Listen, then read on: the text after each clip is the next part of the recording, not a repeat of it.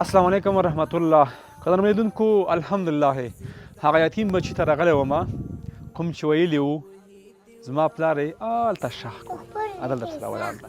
خو الحمدلله نن د خوشحالۍ ځای دی چې دوی دپاره مونږ کافي خوراکي مواد راوړي او تر څنګ مو ورته کمفلې هغه کوم چې بړستنې دي او توشکې دي، بلښتونه دي او تر څنګ خوراکي مواد دي د یوې میاشتې دپاره.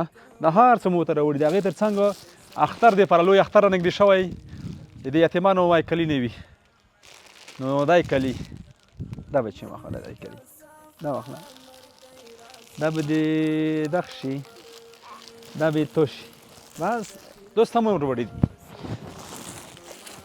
ښه په دې کې هغه د هغه دپاره ټولو ټیکریم شته، په دې کې خطونه هم هر څه مکمل شته. دا به د دې خورکۍ شي او دا به د دې خورکۍ شي.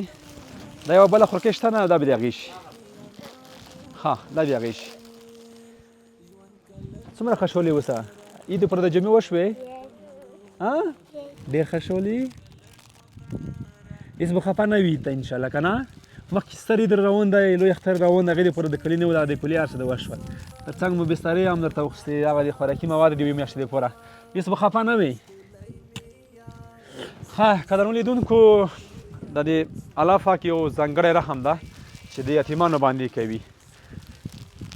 الله پاک بس یو څوک وسیله کوي، یوه وسیله جوړوي یو انسان دپاره. دغه یتیمان تاسو چې ګورئ اختر ته خو لا وختونه شته، وخت شته لوی اختر ته، خو اوس نه دوی ته الله پاک د اختر دپاره کلیم ورسول، خوراکي مواد دي او توشکې دا شیان ټول ورته ورسېدل. الحمدلله الله دې قبول او منظور کړي. هغه چا چې موږ سره مرستې کړي او کومکونه یې کړي، دا دې ټولو ته اجرونه ورکړي.